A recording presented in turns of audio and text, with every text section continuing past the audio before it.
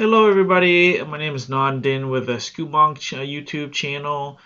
Today I will be talking about the 2023 fee changes that are coming up on Amazon. As you know, I call the fee, Amazon fees and advertising fee, the Amazon tax, and it is increasing. The fee changes this year, it's been changing every year. There's never been a year where they drop the fees, only minor here and there. But this year is the biggest change that I've ever seen since I've started selling on Amazon. We started selling on Amazon in 2012. And so let's go ahead and dive right into the fees. First of all, what used to be called, so to get the changes, you can just do 2023 search on top of your Seller Central here and look for changes, and then you can bring up all these articles that I'm bringing up here. And it's only available in Seller Central. What used to be the fuel inflation charge they introduced last year, they thought it was going to be temporary, but those cost increases are permanent. So they went ahead and got rid of the fuel inflation surcharge and built that fee right into the FBA fees, and that's what we're seeing here.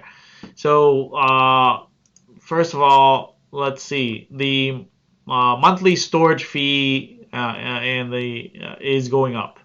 But slightly, 83 to 87 cents. So it's a minor change as far as monthly storage fee. What is bigger though, starting April 1st, they are introducing this thing called the storage utilization surcharge for the monthly fee storage. This is definitely something new, and what that means is they have a ratio called the storage utilization ratio. Basically, they take the past 13 weeks of sales versus your amount of inventory that you are storing in there, and they divide each other and to see how many weeks of inventory you are carrying on hand. So if you're carrying below 26 weeks, then there's no storage utilization surcharge. But if you are from 26 to 29 weeks, they add a 69 cents to the regular monthly storage. And then if it's 39 weeks and above, they're adding 94 cents to this surcharge, the monthly storage surcharge. So, and then new sellers, obviously, they get a pass for or small sellers, they get a pass. And then during Q4, the peak season, the same fees, the utilization surcharge adds on top of the already high base monthly storage charge that they charge. So as far as Amazon sellers, if you're a private label seller and you've been sending 6 to 12 months of inventory into Amazon, you may be hit hard with these storage fees. So be on the lookout for that.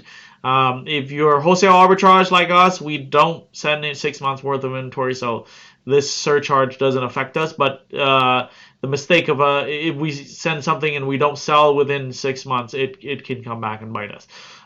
This one is gonna bite us more. So the FBA age inventory surcharge. So this used to be called the long-term storage fees, right? But they changed it. Now it's called the FBA age inventory surcharge. Same concept, but they're making slight changes. So after April 15th, they're going to change from what used to be, free storage up until 9 months, and then they start charging from 9 months onward long-term storage fees, which is now the age inventory surcharge. And if it's more than 365 days, it gets really high at $6.9 $6.90 per cubic foot. But after April, they're going to start charging you right at 6 months. And then it just goes up at 9 months, close to 12 months, 9 to 12 months here. And it just goes up from there. So you have to be careful what you send in, because the surcharge is starting at 6 months. And basically, I'll tell you the summary later. But the next one I want to talk about is the removal fee. The removal fee for 2023 is basically doubling. It's close to doubling for all the size tiers. That means the cost of removal is higher. So you got to watch out for these storage fees that, things that have been there for more than 365, they turn on automatic removal for a lot of sellers unless you turn that off yourself. So you will be hit with a removal fee and a storage charge. So you'll be watching out for that. And then Small and Light, if you're utilizing that program, they're changing the eligibility from $10 to $12, which is good. We have evaluated this program a few years back and saw that the dollar amount is so low that it's not worth it for us. For us, we need to make at least $3 to $4 per item to make it worthwhile for us to sell. And anything under $12, it's hard to squeeze $3 to $4 for a profit on and be competitive on that. So that's why we don't participate in the Small and Light program. And then multi-channel fulfillment fees are also going up, and you can look on that for yourself. So in summary, Amazon, as always, they're not a warehouse. They've said that much. They're a fulfillment center. So they want you to turn your inventory as fast as possible, because that's how they make more money.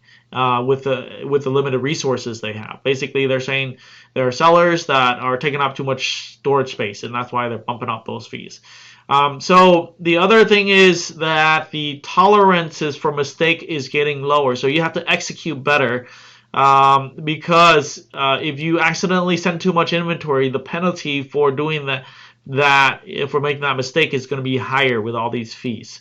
So make sure you keep an eye out on your monthly storage fees, because you might get hit with a storage fee utilization surcharge.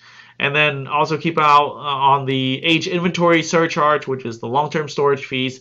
So those are a couple of fees that are coming up, and you might want to keep an eye out on.